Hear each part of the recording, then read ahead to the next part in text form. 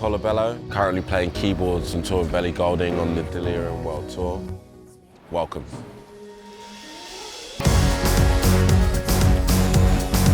So currently on this tour, I'm using the RD800, jdxa and jdxi. RD800 is mainly for kind of acoustic sounds, Rhodes, pianos. I'm using jdxa for synths and arpeggiated sounds, some of which are actually sampled from this from our Ableton system. And then the jdxi is mainly lead sounds and sample-based stuff. For example, We Can't Move to This. There's a big brass sample that I play coupled with the actual sample from the record. I'm using 3 FB50s for kind of like manual automation and 2 DP10s for damper and sustains and rotary activation on organ sounds and stuff like that. The reason why I use RD800 especially is just because of the key bend and how it feels and how it plays and how it responds to my sample libraries, especially like the pad sounds, because you have to be very expressive, and the velocity range on this is just perfect for the way I play. jdxa, the reason why I use this one mainly is because of the combination of the analog and digital engines and how I'm able to kind of morph the two to create like really interesting sounds that are like clean and digital, but also got a bit of grit, if you know what I mean. And jdxi is just fun. It's just fun to play.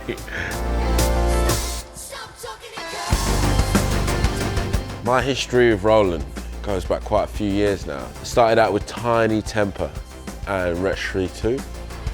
And I think the first keyboards I got were a Juno GI and a Black Sparkle Accent. And I remember when it got delivered to Terminal Studios, I was just like, whoa, this is amazing.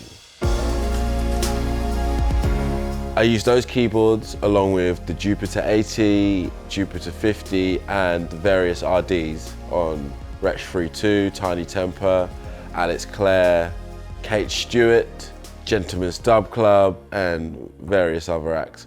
I also use it in the studio when I'm programming. I've used quite an array of Roland synth arrangers and workstations, and each time it's hit the nail on the head. Why I use Roland keyboards?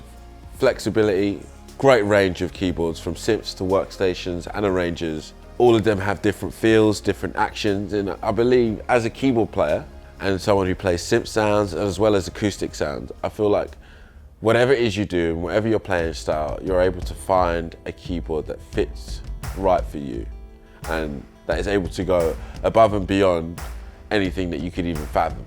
You know what I mean? Which is very helpful when you're on the road, you know? Very helpful. Musical heroes, or where it all kind of really kicked off for me really is with jazz funk. So there are 3 notable pianists and keyboard players that influenced me heavily in the first 2 years of me playing. Herbie Hancock, Brian Culbertson, Jeff Lorber. Those 3 for me were the life and soul of the party. I transcribed all of their songs, even though I realized that's probably something a beginner shouldn't be trying to do. But I spent hours and hours trying to transcribe their records.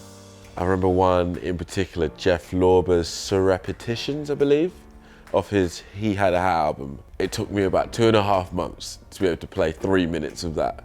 And it was the most fulfilling experience of my, you know what I mean, my playing career to date. Being able to just sit down and hear something that you love and being able to do that, next to none. 3 tips for, I guess, up and coming keyboard players who want to tour and who want to session and stuff like that. 1, be organized. Create a system for yourself that makes sure that you're on top of your game and that you can deliver on the workload. 2, always go the extra mile when you're programming sounds or when you're prepping a sample library or something.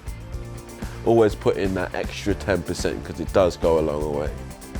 You know. And 3, listen to your MD and trust your ears. You're a musician for a reason. Trust your ears and I believe you'll be fine.